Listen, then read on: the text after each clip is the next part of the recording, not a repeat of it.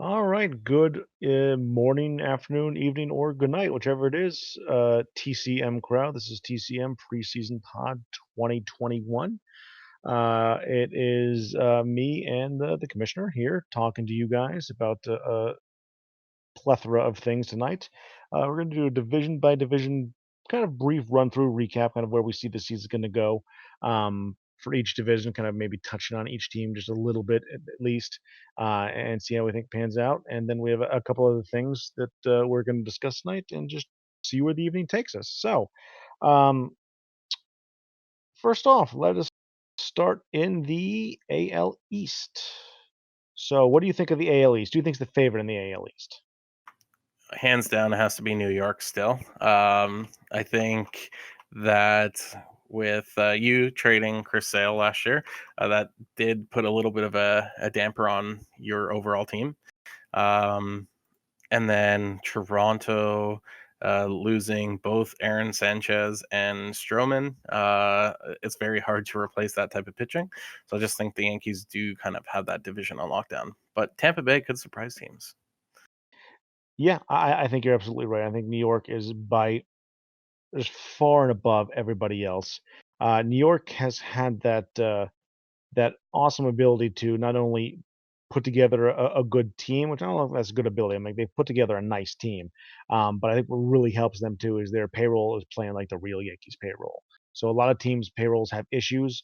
I'm looking at it right now. They have a $200 million payroll, and they're projected to make $40 million this year. Yes, they will have revenue sharing. Yes, that is going to hurt them, but who cares? They can afford to basically go out and trade for almost anybody, regardless of contract, and not worry about that. And that really does give them kind of a leg up on most people. Um, so that is going to be very beneficial for them. On top of that, yeah, I like Toronto's not as bad off. I mean, they were making a push last year and kind of fell a little bit short. They've got some young bats that, depending on how the Sims go out, should be very talented. And they're pitching. I mean, they have Degrom, they have Robbie Gray, they have a couple of pitchers. Their bullpen looks solid, not great, but solid. So, they're a team that could push for a playoff spot, but it's going to be a wild card. It's not going to be division. Their minors are a bit rough. They've basically graduated all their guys, so they're going to be kind of pushing for that wild card spot and middling otherwise. So they're going to be in a tough spot, I'd say, in a season or two. Unlike the Yankees, who have all the payroll and have a decent farm, not the greatest farm, um, but a solid one. Tampa Bay is another one you mentioned. Tampa Bay, I think, is just I don't know. I think they're going to be fighting for third in this division. I honestly, they have a couple pitchers that are quite good. Um, but outside of that, like they don't have it all together. There's another pitcher down in the minors for some reason that should not be there. So your pitching's good, hitting's not. We'll see. Boston, yeah, I was going full rebuild last year. Full rebuild. I was going to trade everybody and anybody, and just stock up the farm and kind of go from there. Unfortunately, the trade market was just not there, so I really only ended up trading a couple of pieces. Um, I don't know. I would give myself outside wild card shot ability just because my lineup is pretty stacked. I mean, if you look at it, 6 of the guys hit 20 or more home runs last year, and 2 more hit 15 plus and 3 more hit 12 plus. So, I mean, I've got home runs galore, which part of that's sure is Fenway. But, I have the power and the pitching, meh, I'm leaning on a lot of young guys this year. The one thing that I think I have going for me is I think my minors are stacked. I think I have one of the better farm systems, especially on the pitching side, in the AL. So I think that's going to help me. Hopefully, these guys actually jump and stay jumped moving forward. The other team in the division is Baltimore. Um, got a solid offense, got a couple big hitters. I'm not sure who the Baltimore GM is. Who is the Baltimore GM? So that would be free. Okay. So it'll be interesting to see kind of what he does this year because a couple nice pieces, but nothing great.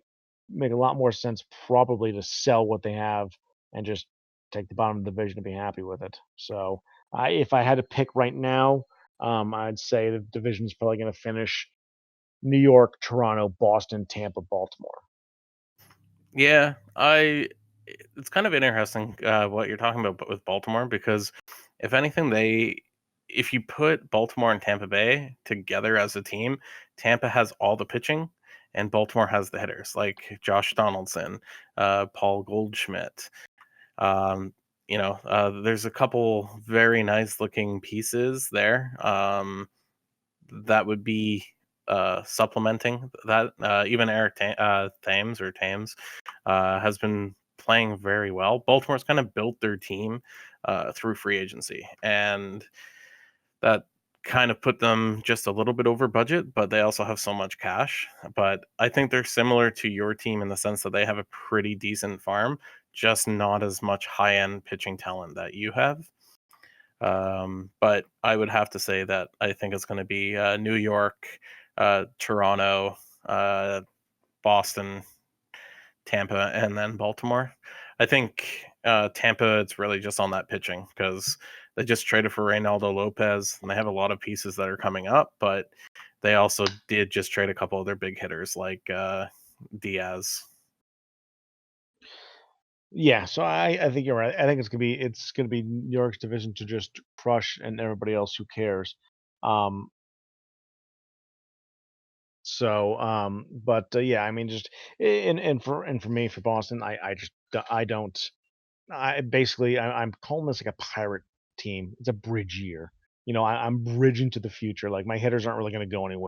If anything, I might gain a couple, and I'm really hoping the pitching makes strides with all those young arms I have, and I have a ton of high-end young arms, to kind of then catapult me over those evil New York bastards, and start fighting for the division again. Hopefully next season, but we'll see. Yeah. So, I um, absolutely love Sean Wade, who I remember you weren't particularly happy when you got autoed him. And I also kind of like Philip Whalen, but I think Brian Mata is the one that could be very, very good if he actually continues to progress properly. Yeah, I mean, I look at just at a glance, look at the minors, and I'm just like, oof, yeah, Wade, Mata, and Whalen, like, yeah, okay, I'll take those as a big three. Let's cross our fingers and hope for the best. But some of the other guys that I thought would pan out pretty well haven't. So, a couple guys in the majors now that I'm waiting to see what happens. Will Crow, Hawk, etc. Um, we'll see. Worst comes to worst, then I fuck myself. I continue to rebuild. Not the end of the world. Um, so the Central, who do you think stands out in the Central? Um, you know what? It's actually kind of interesting. I think Minnesota, you can never count out Andy. I think that's just kind of the rule in Mogul. I do It think should that be, they're but a it's little bit not. weaker. But that being said, the only competition I think in that division is Cleveland. Um, so we'll kind of see where that goes, but I still think Minnesota has the edge. I actually thought Chicago was starting to make some movement forward, and then they traded Reynaldo Lopez, and uh, I'm just someone that likes to build pitching first, and I think it's very hard to win a division when, Zach Brown's your best pitcher. And then after that, it kind of goes into decent pitchers, but nothing that really stands out. Yeah, I think you're right on that. I think the one thing I've finally beaten into my own thick head about Mogul is pitching, pitching, pitching.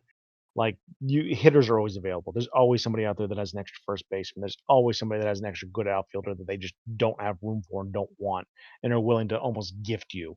There's always players available. Like sure, yeah, some of those really good, the speedy shortstop with amazing glove. Yeah, they don't grow on trees, but there's enough bats, just good bats out there that you can find them. It's not too hard. Um, but the one thing that you can't find too easily is pitching. So if you can draft pitching, draft it. Draft as much of it you can. Throw as much of it against the wall because something's gonna stick.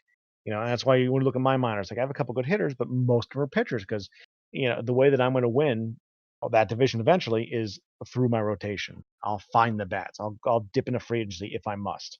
And I think that's the problem with this division, with this team as well, is that that's the lack. So as far as the division as a whole goes, I like Cleveland. I do. I think Cleveland is going to have. I just like their edge over Minnesota. I think they have a better hitting. I think their lineup is going to be more formidable than Minnesota's, and the pitching isn't. I don't know. I like the pitching. You got Bauer and Kubler at the top. Um, Gets kind of weak after that, and the rotations or the bullpens maybe a little. It's not too bad. It's not too bad. I think it's gonna be between Cleveland and Minnesota in that division to try to take it. I'm afraid that and I don't know. Some of these things need to be okay. So I didn't auto sort. So it looks like Minnesota has a much better lineup than initially showed. I don't know why that was the case, but I think it's gonna be between them two. Again, I'm not as sold on the pitching in Minnesota. I think Cleveland might have a slight edge there. I mean, it's going to come down to Bumgarner Kuchel versus the Cleveland guys. So I think it'll be a dogfight for them racing for that division. But I think whoever doesn't win that division more than likely claims a wild card spot. So or at least is heavily in that race for that wild card spot. Chicago's a team that, like you said, I want to like. But I just don't think they have it. Especially like you said, with trading Lopez, losing that one arm, and not a lot of arms really in the minors look like they're just about ready to help. Um, it's going to be tough. So I think that yeah, I mean, that's where it's going to be. And then you look at Detroit. Um, there's really not a lot going on there. I think who's the Detroit GM? I don't know all the GMs over here. I apologize for that. I should. That's okay. So it was Cadmus, but when Cadmus stepped away, I knew that Eric really wanted Detroit originally. So he actually switched over from Houston to Detroit halfway through the Okay. year. So obviously they're in a full rebuild, and then same with Kansas City. They're just trying to acquire as many pieces that are young and possible in terms of that. I think the interesting thing is like most of Cleveland's players are all like peaked, um, and that's kind of where it's at. But then you look at, and I would say that I think their hitting's a little bit better than Minnesota. Minnesota has the weight of like Lewis Thorpe that looks like a solid jump from him could really help, and he's got such a deep bullpen. It's insane. Yeah, I mean, he's definitely got some talent there. I mean, and again, yeah, go on a limb and say what GM do you think is going to win their division because of the GM that it is. Like, sure, yeah, I'll take Andy Minnesota, but I think Cleveland's going to give them a good run for the money. I think it's going to be fun to watch that, um, how that plays out this year. Though I am making mental notes here about Kansas City and Detroit to ask after a couple other players, so I'll get on that later after the pod. Now moving on to the West, going to Eric's old, well, Ryan, technically his old team. Um, Houston Astros. I think they're clearly the division favorites in the West. I think they have the lineup that carries them pretty far, and a quite a good rotation as well, with a solid bullpen. Like I think all roads lead through there by Yeah, a fair margin. they actually had or they tied the um, Dodgers, I think, last year for top record, or maybe they won by one game. I can't really remember whether Fred or Houston won. But so Houston was one of three teams I kind of bid FA on because they didn't have a general manager. So when I looked at the signings, for instance, the biggest one was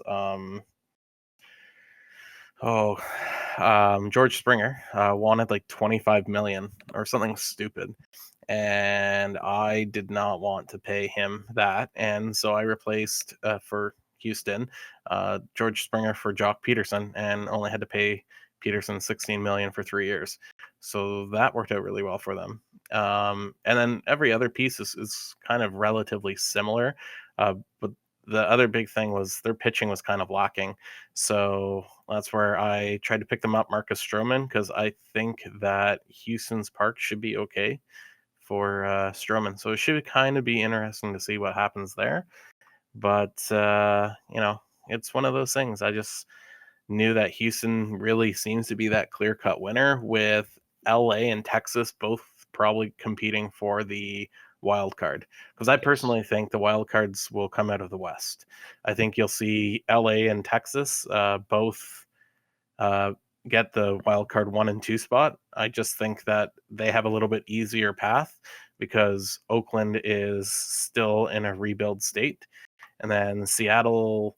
Um, is okay, but I did try to sign them a couple free agents to help out while their general manager was on vacation, only because they had like 60 million in space. So he might be able to turn those free agents into picks or something like that down the road.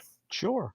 Yeah, and I think you hit the nail on the head. I think LA and Texas are good um, mid-pack teams. I don't think they're gonna be the wild card winners, honestly. Again, I think Cleveland and Minnesota, I think whichever one of those doesn't win the division takes a wild card spot, and I still think another spot comes out of the East.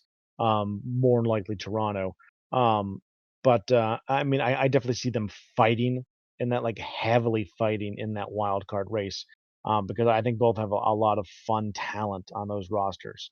I mean, LA has Trout, so obviously anybody that has Trout's just fun because he's Trout. But they also have a couple other young bats that look like they're s- starting to play or maybe playing a little bit better. And the pitching's not too bad. Not great. Um, let's go. I clicked the wrong button. I think that's what's going to hold LA back is their pitching. If they can get a couple pitchers, I think they'd be far better off than they're currently sitting. I think if anything, that's what's going to hold them back behind some of these other teams like Cleveland, like Toronto, like maybe even Tampa Bay. Texas again got a couple of those nice young hitters. More on the way, which will be beneficial for them. But I see. Here's another one. If we take LA and Texas and combine them, you've got a team to push. Take Texas pitching and LA's hitting, put them together, and I think you make a team that's a much scarier team. But since that's not the way it happens, it'll be interesting to see who plays better, Texas is pitching or LA's hitting.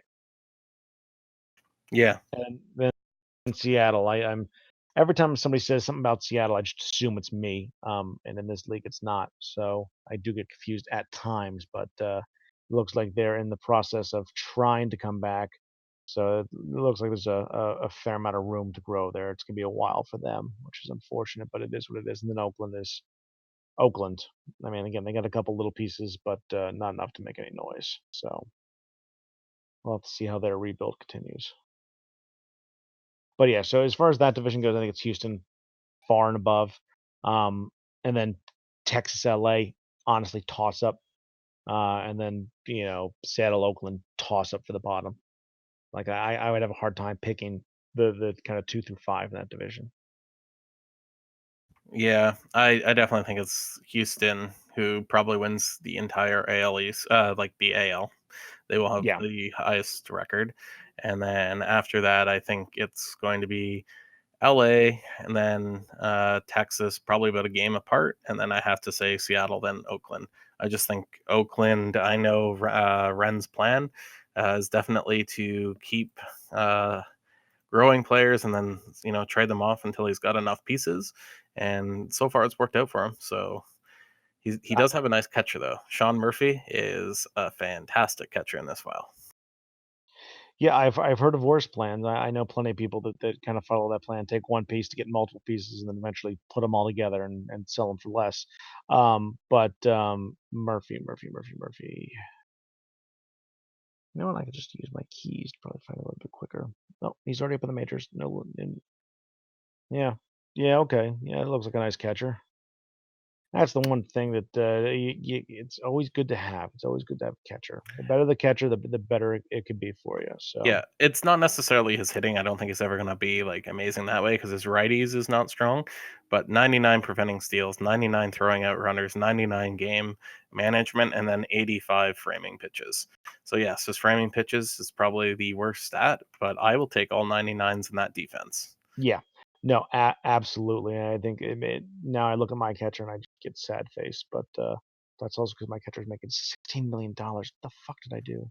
Oh, I'm just an idiot. Alright, anyway, so as far as the American League as a whole goes, um, yeah, I think that it's going to be, the playoff teams are going to be New York, Tampa, Cleveland, Minnesota, and Houston. With Houston and New York going to the semi big dance.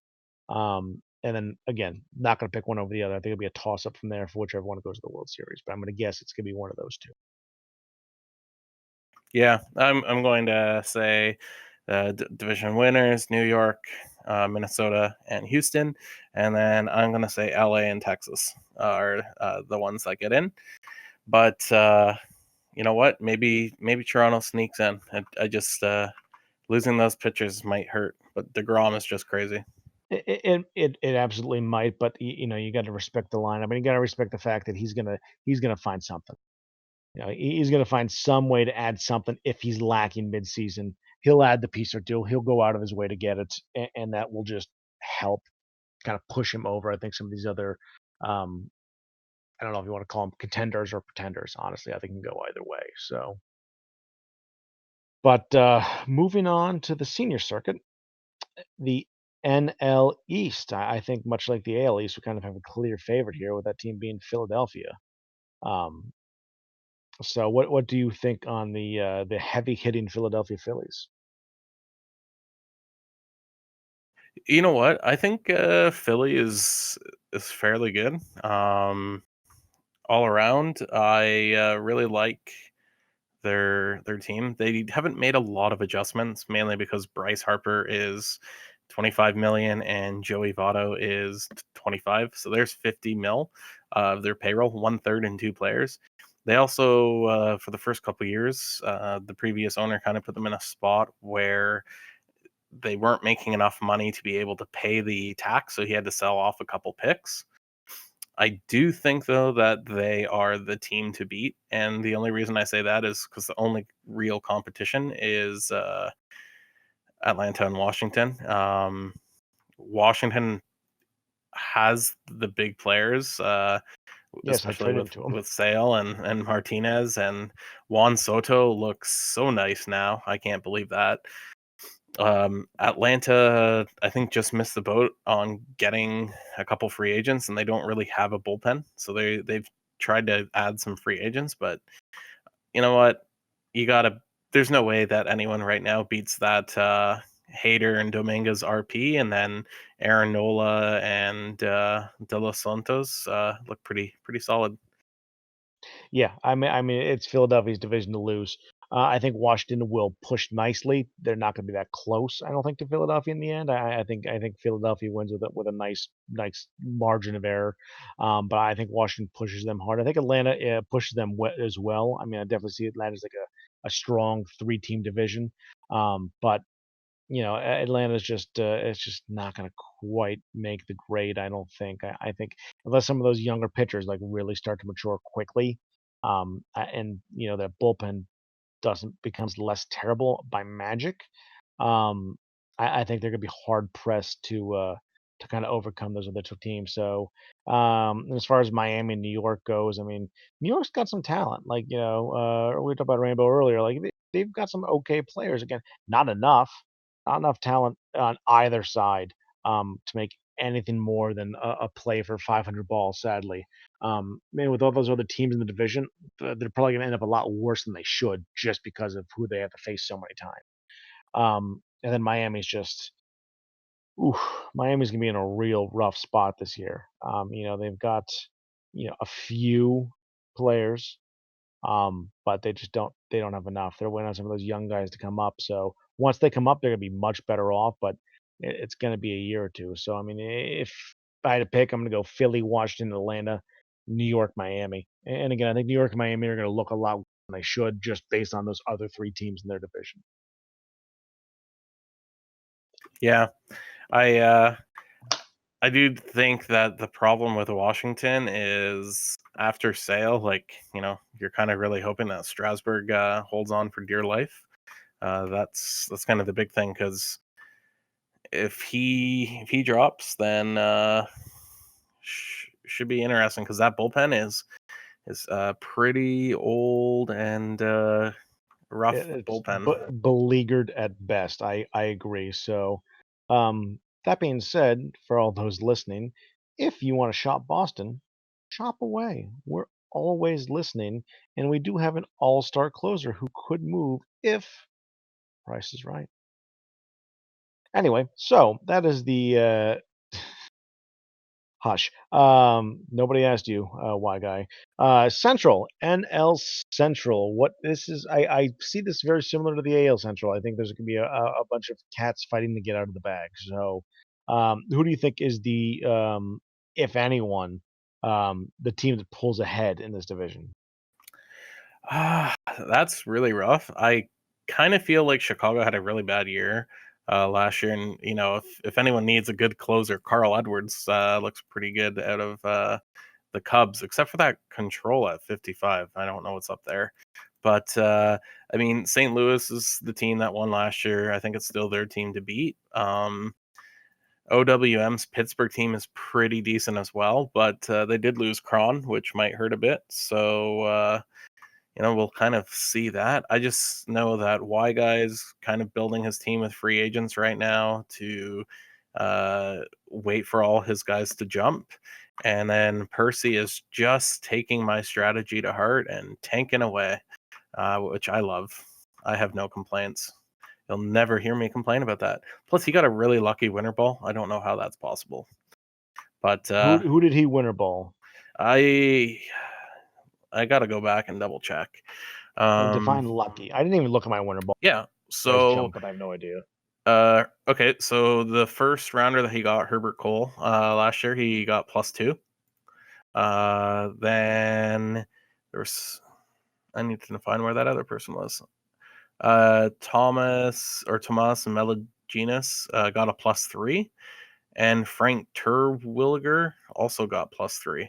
So he literally got +3, +3, +2. You can't get better unless you did No, +3, +3, +3. no, you can't get much better than that. That is a fantastic winter ball. My guys both got stars next to the name, so I'm assuming they got pluses, but I'm guessing they were ones. So, Yeah, probably. yeah, probably it is what it is. Fuck it.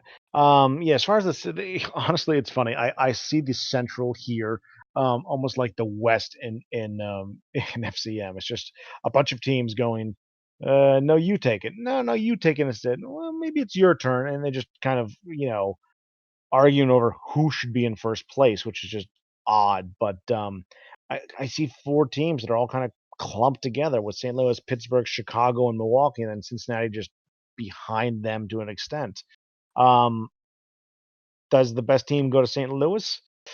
It's weird. I almost feel like if I drop my team in this division, I would win it handily, which is weird because I don't think my team's that great right now. But I think that Pittsburgh needs bats, which they just don't have. If Pittsburgh could find some money and some bats, I think they would take the division. But without that, I think St. Louis has just enough of an edge to take it. But I think I kind of like Chicago, kind of peeking around the corner. I don't think they have enough to make a run or any noise. I think it doesn't really matter who wins this division. They get crushed in the first round of the playoffs. Um, but I think it'll be interesting to see who can kind of scrap to the top there. Milwaukee's got some interesting players as well, but again, I don't think they just don't have enough all around um, to make any legitimate noise, unfortunately. So I mean, if I had a pick, I'm going to go St. Louis, Pittsburgh, Chicago, Milwaukee, Cincinnati. But I'm not very confident about any of those top three really, because I think one injury this way or that, and the division goes the other way. Yeah, I definitely have to put it as St. Louis, Pittsburgh, Chicago, because I think Jason is trying to trade some people, and then Milwaukee and Cincy. I think, like I said, Percy's running my kind of strategy for tanking, so he'll find a way to finish last, as long as he gets over those 50 wins, because that would suck. Ugh, yeah. Well, not for me, but yeah, it'll be interesting to see. It'd be interesting to see if Dan can come on and get some stuff to Pittsburgh, but with that limited budget, that really is what hurts him there. Which is why I let him have Pittsburgh and I took Boston with their slightly bigger budget. Um, all right, then we go move on to the NL West. NL West again seems like a one team kind of show, with another team making some noise. Now that team being Los Angeles again. I think the Dodgers are going to be far and beyond the best team in that division. They have the pitching, they have the hitting, they have some young specs that could be helping them as soon as this year. I think just all around they're a quite well put together team. Um, After that, I think you have San Diego. making a run. With some of the players that they've put together. I mean, they got some young guys. They got some salary. They get just an all-around team. Oh, and they're the ones that signed my Comp A guy. So I was wondering where he went to. So I think that addition really bolsters their rotation enough, and with a solid bullpen, now I don't think they're going to overtake LA, but I think they'll be good enough to take a crack at that wild card. Yeah, I definitely have LA as being number one. I think that one's easy. San Diego's easily going to be number two. After that, it's just kind of a storm of what will happen because, in all honesty, like Six was on vacation as well, so he missed all of free agency, and he has decent hitters, but his pitching is relatively atrocious. Arizona just let a couple of their big guys go to free agency, like David Peralta, and he didn't really sign anyone to replace. So that's except Javier Baez, who I think will be good, but I still they didn't win the division or make the playoffs. When they have Peralta, they're not going to now that they lost Peralta and got Baez. And then High Heat is definitely rebuilding in San Francisco. So Oh yeah, they're San Francisco. I would guess is going to finish the bottom of that division by quite a margin. But yeah, I mean, I think Arizona's also. Now, is it just me or is Arizona and San Francisco? When I'm clicking on their teams, their sheets are all weird. uh, like their lineup Yeah, or no, like behind their lineup is checkered with their logo. oh, you know what? That sometimes just ends up happening. Okay. I don't know. It's really annoying. Yeah, it's honestly, it's almost giving me a headache. It's making me hard to stare at these two teams, which is fine. I just won't. Sorry, guys, your teams aren't that good. Oh Get no! your Now specs jumped. now go to any other team and it's going to be worse. No, those are the only 2 I've done. I've just gone to, like, 6 different teams. It Yep. was Now go just San back. Fran and just Arizona. Scroll up and down. Oh, wait, you mean, like, within the bar? Yep. I don't want to. You should do it, I and then I'll tell you okay. how to fix it. Wait, so if I do it, all the teams will do it then? Yeah. Oh, no, now it just semi knocks it out. Oh, that's just annoying. Yeah. So the way to fix that is go to players, go to sortable stats, then just swipe up and down a couple times, pick a random team, and then go into that team's lineup. That's so weird. Yes, there's been a couple things that have made being the commissioner a little bit of a pain, and that's one of them. Nope, still there. I don't even care. I'm not gonna look at them. So, point is, I think LA runs with division. I think, San Diego, has a damn good year, and then the rest of them are just kind of playing fiddle faddle behind them, just touching each other and then giggling. So it is what it is. When not free agency is not something I generally put too much stock in, regardless of what league I'm in. Just because more often than not, you know, it's like a tag sale or a garage sale or whatever people call them. You're basically buying other people's trash. It might be treasure for you, but there's probably a reason why it hit the market. So It's true. I think overall, it like when you look at that NL, I'm going to just say that I think it's going to be Philly, St. Louis, and obviously the Dodgers that win their division. yep, And then I'm going to go out and say that San Diego and Washington win the wild card, with Atlanta just finishing behind. yep. Obviously, that could change if Stang decides to do some trades, but San Diego is probably going to get that top spot because you know outside of maybe losing to the Dodgers, there's no reason to lose to any other team in that division with the team they have. Right. They have some fantastic players, and I actually thought they were going to be a little screwed with Machado being the 30 million home run team, or wow, 30 million home run, 30 million salary, because that's a third of their salary in one person. But he's made some really smart decisions to get a team that fits. Yeah, I agree with the assessment. I think it's going to be Uh, yeah, all those teams you said, I think that's exactly where they're going to finish. I think when we're looking at it, here's where it's going to be fun for me. You're looking at the wild card. You're looking at probably San Diego versus we'll see Washington. Then the winner of that's going to move on to play whoever has the best record between LA and Philadelphia. One of those Dodgers. two teams. could not right. So yeah, I agree. It'll more likely be the Dodgers. One of those two teams could knock off the Dodgers, which would be interesting because then I think then it's it's almost a curse. You almost want to finish second record wise in the NL. Because that way you get to pick on St. Louis instead of whoever wins the wild card, which is going to be above and beyond much better than St. Louis. Yeah. So I think whoever finishes second in the NL has a much better shot of going to the World Series, just because they're going to have a easier first round. I could see whoever, whether it be Philly, whether it be LA, whether it be whoever, if they have to play St. Louis or even Pittsburgh, I think they'll more than likely sweep them, and just be able to rest and wait while those other teams just literally beat the hell out of each other. I mean, Washington, if you're looking at Washington and San Diego, they're going to beat the hell out of each other to get the opportunity to beat the hell out of whoever was the best team in the NL. And it's just going to create such a mess for them that I think, you know, nobody could, but shooting for second place overall in the NL is where to go this year. The scariest thing about San Diego is they have a fairly good team, but I know you were talking about your minors. As far as the AL goes, I wasn't Yeah, talking about I know. overall, though I But would say mine's good. when you talk about your three pitchers, let's say, because I do Yeah. think you have three of the better prospect pitchers, pull up theirs. No, I did as you said that because I'm like, oh, good. Who am I missing? Yeah, Oh, Gore, yeah, Morshawn, Gore, and Espinoza. Espinoza. Jesus Christ. Yes, and they still have Baez, who's still 94 peak and is starting this year, or in his third season. I mean, that's a rotation.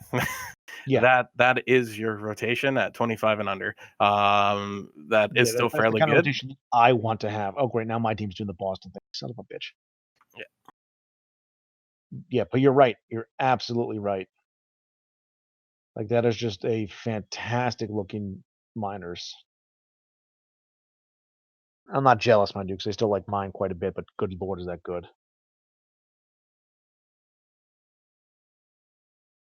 Yeah, it'll be very interesting to see how they play out and how that progresses for them.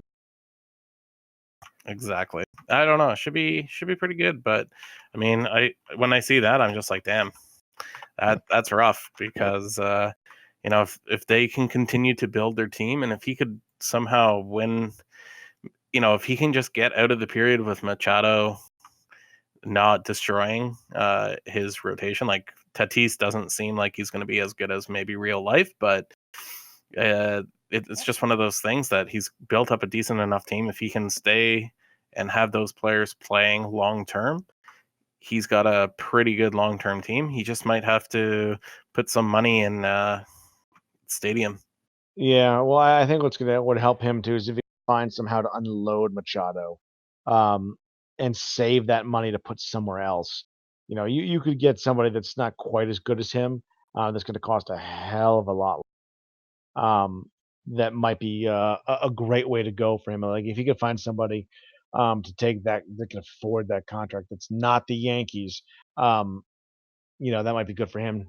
Get somebody a little bit younger in there, save that money, and then spend it somewhere else because he's got a lot of cash laying around right now. He just needs to find an appropriate way to spend it. It might be, you know, getting a younger, slightly less bat than Machado and spending that money other places where he needs to upgrade to try to overtake those Dodgers. Yep. Unfortunately, Rainbow thinks the Mets will win the World Series, and that is categorically false. Yeah, maybe the Uh, Little League World Series. Even that might be categorically false. So, and the Mets aren't completely without hope, just not anytime soon. As I look at their minors, nope, nope. Abandon the hope, all ye who enter here.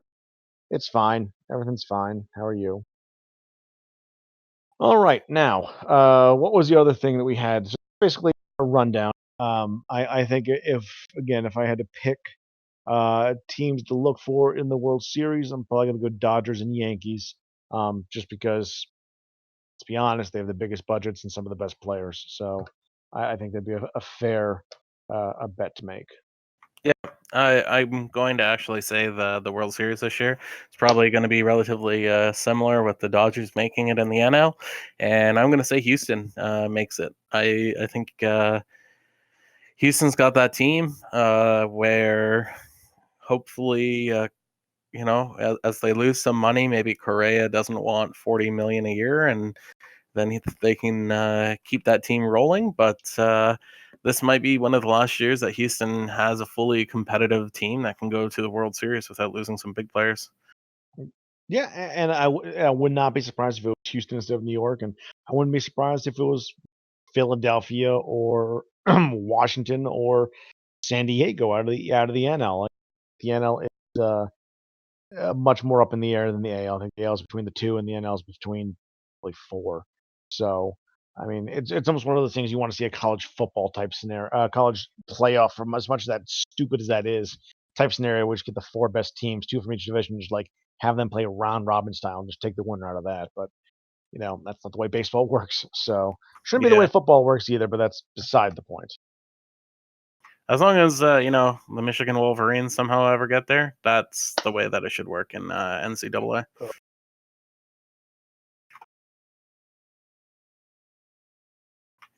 So some of us can just keep dreaming. And I froze him because he didn't even know what to say.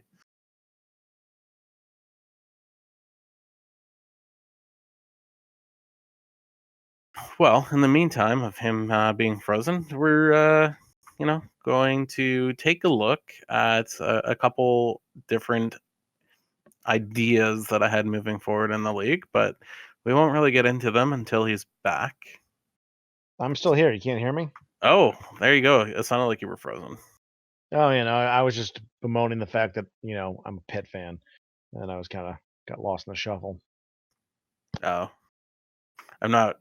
I don't know NCAA enough to know why you're upset about being a Pitt fan and me saying I'm go. not. It's just sad. Oh, okay. It's everybody else follows NCAA will know it's sad. It's fine. Yeah. So, all right, yeah. Please go on though. I'm looking forward to seeing what we got here. Okay, so obviously, Percy asked in the chat the other day about Winter Ball and how useful it is, and we've done the Winter Ball this way 3 seasons now, and I think for the most part it's actually pretty good. I think I've kind of noticed something where some of those players that are in like the 40 and 50 overalls, they actually show up as only like 40 something overall. So when you do click like a +1, Ryan was lucky, and like the player that he put in, I forget what his name was, but he jumped from like uh a 55, like 69 or something like that, to like a 60 78. So like a quite a big jump that way. It actually corrected some of his vitals. So uh there are some benefits to that. But one of the things that I've noticed is how people keep talking about how players are dying. And it's not like there's a large chunk. I just think that, some of them are not going to like that 38 age that I was hoping that they were going to. They seem to still be dying in around 35 or 36. And then it's more of a drastic drop. It's not like a slow drop. It's not like, David Ortiz going from 50 home runs down to 40, down to 35, and so forth. It's like one day he's doing 50 and the next he's done 10. So this offseason, I looked at the variation during development and read through Clay's stuff. So I increased longevity for players. That will affect more the players that are being drafted going forwards, but also the Hall of Fame careers. I set at what looks to be a really high number at +80. So that apparently is how long Hall of Fame players actually uh, stay playing as Hall of Fame. So normally, like a Hall of Fame player probably only has that 1 to 2 years of doing that. So what it might just mean is you start to see those players who are on pace to be a Hall of Fame caliber player have the 4 or 5 years that are very good before they just kind of drop off into nothing. I think that definitely puts it where that should correct some of the issue that we have. But I've been doing a basketball league, which I am terrible at, I think. And I've been doing it with a Godfather and a couple other people that are not in this league. And they had something where you could pay 10 million or 20 million, and you would increase the height of the basketball player from, like, say 6'7" to 6'9", and it would increase their jumping. And then you could also do their weight, and if you did that, it would increase like their strength or like rebounding skills or something like that. Sure. So kind of what I thought as a subpar to winter ball, where we could still do something with kind of your prospects, is looking at something, kind of like a training camp for a peak player, but something where, it can only be one player, and it could be, you might have to spend, say, 10 million, still run with winter ball numbers, but maybe you get an increase of like 2 power or something like that. So I haven't really learned any specifics, but I don't want to really I don't really know how people will think about that. It was just kind of my way to maybe, you get those players that you draft, and when you've drafted them, you really just wanted them to be like a 90 power player. And then what ends up happening is they get like 90 gap power, but they can't hit home runs. Well, in the off season, I'm sure that a real baseball player would go into camp and start, putting on a little extra weight, or doing something to get more power. You see that a lot of the time. Sometimes they take steroids, but for the baseball players that are clean, they do different things to kind of build themselves up to have a little more power. Yeah, I think that makes a lot of sense because especially if now I'm not as familiar with 18 as I am with say 14, but I know within 14 you can either do what Andy does when we get winter. He hits the predictors up. You get the overall predictor if you get winter ball. But I know you can instead also mess with the power, the contact predictors instead. So I could see where yeah you send a guy specifically because you want his contact to get better, and if he gets his winter ball with his you know, Dominican ball or whatever you want to call it roll. He gets two of the, one or two or three of the clicks to the contact predictor, or the power predictor of whatever it is. But also, I believe those are also broken up by like first right-hander versus left-hander. So you would have to determine if you are going to, if they do get the power predictor, are they going to get one in each, or do they get to pick which one to go into, or all of that stuff. So yeah, that makes sense. I mean, people are sent to winter ball, not winter ball, but Dominican ball, whatever you want to call, off-season ball, Arizona fall, even major leaguers are sent there to learn a new position, to do this, to do that. Obviously, mogul kind of you learn a new position because you felt like it. But I can see where it could be interesting to kind of try to help them, get a little better, get a little more contact, get a little more power, get a little more whatever they need to make them either more well-rounded or just a more important and a better overall player. Yeah, like I think it's more like what I've really noticed, I think even in doing some of the sims, is this file really doesn't like having a whole bunch of like 97 overall people. Like if you notice a lot of your people that are 90 or 92, they seem to drop to 89, but then they stay at 89 for however long. Like it's like they don't believe that 90 is really the thing. So it's more about like, sometimes you draft that, player that you think is going to be very good, and then he just kind of hits that wall. But rather than making him completely useless, maybe you can put a little bit on him, right? Sometimes you hit, uh, just something phenomenal and everything works out really well. But sometimes it can just be like that one vital. Like, if you still have the file in front of you, we can take a look at, uh, let's say, Gaten Salquero on Chicago. Which 75 Chicago? overall. Sorry, White Sox.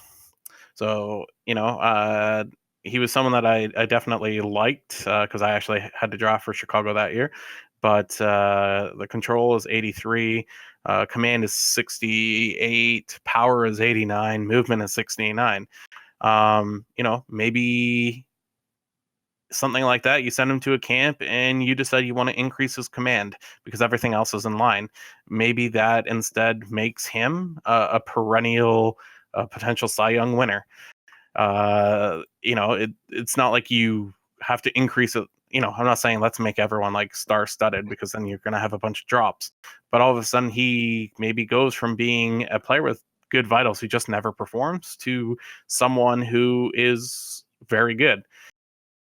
It's just kind of looking at those type of players. I don't really know if we have anyone that's a total bust yet. I'm sure. Okay. Actually, in the same draft, Milwaukee drafted Stockhausen. So he's 83 peak. So 63 and 83. 71 control, 62 command, 63 movement. Maybe instead of him becoming a long ranger, you can get him into a fifth starting pitcher role, right? Just kind of allows people to build something that they like. There might have been a reason that he specifically wanted Stockhausen. He might have talked to me and I said he looked good, and boy, did he crash. Like, we all make mistakes, and it's one of those areas where just doing that small little change might allow you to have a player that's usable rather than sending him to free agency because his control or command is 63. Yeah, I think that's interesting. My concern would be how much tinkering are we actually doing, and how is it going to hurt the overall integrity of the file? If the answer is none, then go for it. Like, it doesn't, it wouldn't bother me one way or the other. That would be something I'd bring up as a concern, because I bet some other people would be thinking of that too. Just, we don't want to be tinkering too much with the file. But again, we're talking about winter ball or something similar to it. It's not like everybody's gonna be sending 20 people a year. It's limited in how many each team can send, and you also have the money to spend for it. So I think it regulates itself just enough. But yeah, I mean, I don't see why not just kind of shooting for that one specific thing. I mean, I was in a league at one point where you could give your players steroids. Um, That was my old league that you were in. It, I swear it was even another league before. I thought it was somebody else's league that I was in. But yeah, you PM'd you or PM DM'd or me, whatever. Yeah, and yeah. another team had to catch the Yep, winter ball, and if they caught you, then the guy got injured for the rest of the year and got reverted back to his original yep, status. Yep. yep. So that was your league. Yeah, yeah. I remember it was a kind of thing. Wouldn't work in this day and age because there's way too many file hawks out there, and they would notice it immediately. Thank you, Discord. Yeah, it So definitely wouldn't work. I mean, obviously, it's one of those cases. That was something that was like a neat idea to try and find something, and you know what? It would have worked if we could have gotten a better way. It's just not something that was consistent, and that's why I didn't want to really go towards that. I was just trying to find something where you could just make a player that just looks like they're gonna suck, not suck. Because I'll be honest, obviously we all have people, unless you're Andy, that you miss on a draft, but you just like them for whatever reason. This just gives you that opportunity to really keep them, and maybe make them a decent player. Like, it's I guess what Rainbow said. It just is basically winter ball for peaked practice, yeah, so or for peak it's people, and you call it fall ball, you call it Dominican. I mean, let's be fair. How many major league teams send their guys to the Dominican that are guys that have played the majors for years because they need the extra practice, or they need this, or they need that, or they need to work on that? It's very common practice. yeah. So And I also feel like it's one of those cases where when you look at this league, like, let's say, obviously, let's look your best player being Rafael Devers, right? I Who I wish. think maybe you send him to Winter Bowl to get his fielding because he can't field the ball. All of a sudden, it's not really improving his hitting; it's literally improving his defense. It's going to have a small increase overall on everything, but it might just be the reason why you don't trade him for, like, a second round draft pick or something. Not saying that he's worth that because he's still To be fair, very good. everybody, he would be worth much more than a second round draft pick. Yeah. And this is yeah. Don't This is just don't listen hokey to me. being hokey. But Yeah, like, yeah. or Don't let's listen to look the at commish. Which, I mean, obviously right now you couldn't do it with Devers because he's not peaked. But Victor Mesa, I mean, he's 84 That contact. motherfucker. Let's just say he bumped up to even like 88 contact. that makes it where maybe he's a long term. And with his stealing capability, maybe it actually means that someone gets some type of career number. Because I think I haven't updated it this past year, which is definitely my own fault. But I have the TCM like Hall of Fame records and stuff like that, and it would be Mhm. nice to get those type of players like up there, just to kind of see where they're kind of sitting. Like right now, Adrian Beltre is 479 home runs. He's not going to hit 21 home runs because he's 57 overall, but you have him in free agency where he's getting close. But, maybe like that player that's just on the cusp of a record or something like that, maybe you just get him to stay alive a little bit longer. It's never going to be a substantial amount. So like that's where I have to kind of work things out, but it would be nice to make a player serviceable even later. I Yeah. think that's just kind of the way. You'll have some people that are only going to go after the young players. I think the biggest thing that would be bad is I don't think, like Mike Trout is 97 overall. If you wasted Winter Ball on him to make him better in his arm range or fielding, it's a waste of money. That you're not making him better. Uh, I don't think there's anything that you could do to necessarily make him better. But those players that clearly have a single flaw in their game, it's what makes them decent. Um, and obviously, there's a chance that nothing works out. Yeah, I think it's an interesting idea. I think it could be beneficial. I think it could add a little something different that the people always like to see in new leagues. So not that this league's new anymore, but you know what I mean. So of course now you're making me look at all these free agents that are still out there. Maybe I should just buy a couple guys because of shits and giggles. Get Verlander to 225. Get Felix to 200.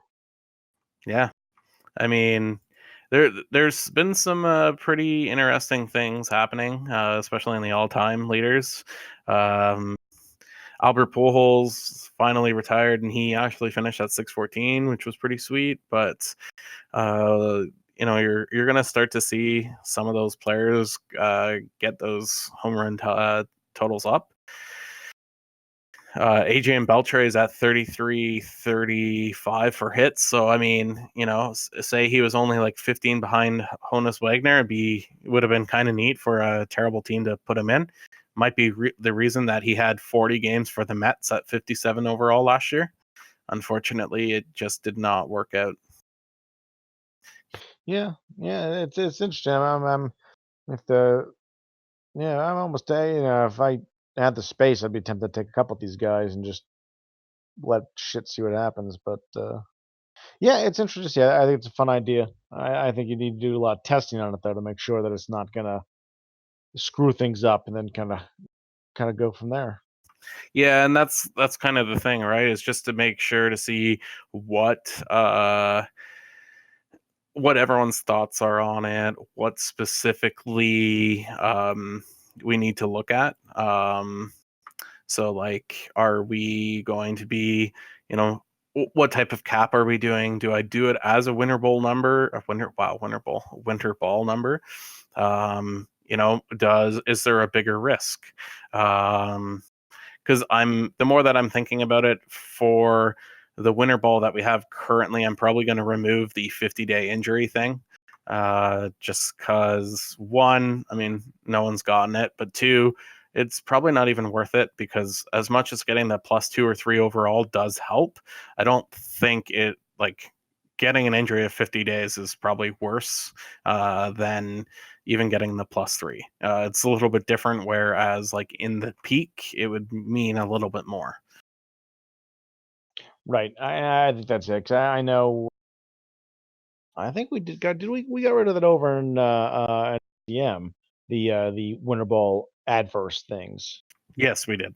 Yeah, because I know at one point there was like some big entries if you rolled a one, and thank God those went away. 'Cause last year six ones rolled. There was a ton. So yeah, I think it's always good just to be like, you know what, you're punishing. You're basically your punishment for not getting it is you lost $10 million.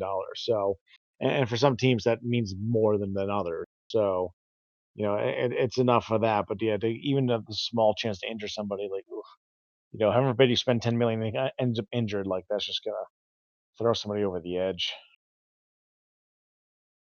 Yeah. So that's kind of that. I've obviously the last couple days my work schedule's been kind of messed up, so I was trying to string some things together and kind of get opinions. Obviously, Andy is the usually the first person I like to talk to. A because he'll just say that it's a stupid idea, and I kind of like him being blunt. But also because when you look at FCM, it is easily the most successful league I've ever been a part of in like 15 years of doing mogul. So it's definitely one of those things where his opinion has definitely him being the admin or commish in FCM has been very beneficial to that league. Probably wouldn't have lasted as long if you had some of the other admins there. And it's kind of nice to get kind of that opinion because he knows what that is. And sometimes I have like what I think is a really good idea, but honestly, it probably isn't very good. I think we all have those. But yeah, I think it's not a bad idea. It's one of those things too. When you're talking about mogul, you talk about somebody that's been around for a long time, and a lot of us have been around for a long time. But when you talk about somebody like Andy, who's not only been around but run a successful league for a long time, yeah, it's always good to bounce ideas off him. You know, chances are he's not going to steer you wrong. Yeah, I agree. So, I mean, in terms of that, testing it, that's going to be what I'll be doing. But, if you guys have opinions when you listen to this, please let me know because I would like to have everyone's input that listens to this, or if you have ideas of how it can work, that would be great because I would like to kind of figure out something. Yeah, I think that's a good call to arms. Get people thinking about it now, so that once the time comes, you know what to do. You're kind of as prepared as possible. So, all right. Do we have anything else to discuss? I don't think we do, but I always like to double check. Well, the only thing is, I wonder how many people actually saw the Dodgers re-signings to see how much Kershaw is being paid. I feel like that flew under the radar. I couldn't believe not a single person even talked about it. How much Kershaw got? I did not look. Again, I don't participate in free agency because I'm trying to lower my pay, exceed it, and my money Yeah. situation's been less than ideal. So, Yeah, you 44 million. What yeah, the fuck? 45 million. Yeah, that's definitely the highest contract I've ever seen. Well, I guess Nelson Alela or Alalia or Yeah, whatever. he got a 13-year, 40 a year. So Yeah. let's Uh, oof. Ren knows all about that guy. Oh man, you guys just pass him around like a used condom, and he kept going places. Oh my god. You know what? I must say, I saw him and I really liked having him. And then I saw the one drop and I was like, oh no, if he has one more, he's not even going to be serviceable. So I shipped him off as fast as I could. Got actually like decent players for it, although Tracy Atkinson turned out to be really good. But boy, am Yeah, I glad I got out of that because no, damn, he's still got what feels like 10 years left and he's so I'm garbage. I'm actually trying to look now because I have to know. Wait, who's stuck with him now? Is it still Zona? Yeah, it's gotta be Zona. Oh No one's yeah, and taking he that he off has him for us. buried in A ball. Yeah, he's just He's hoping got he retires. holy fuck, he's got 4 more years and $160 million left on his contract. Yeah. So Rendrix, when you listen to this, thank you. You're my hero. At least he hit some milestones last year: 400 home runs, 2,000 hits. Yeah, I mean, who milestones. cares? But it's we're trying to make him feel slightly better after you made him feel terrible. Well, It's let's be true. fair. Everybody always talks about my trades, and so it could be worse.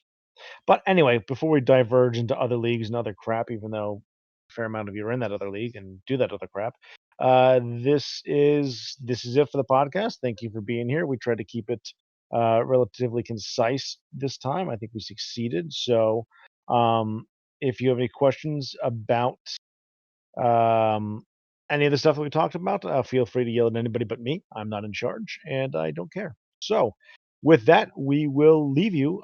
Thank you for listening and enjoy.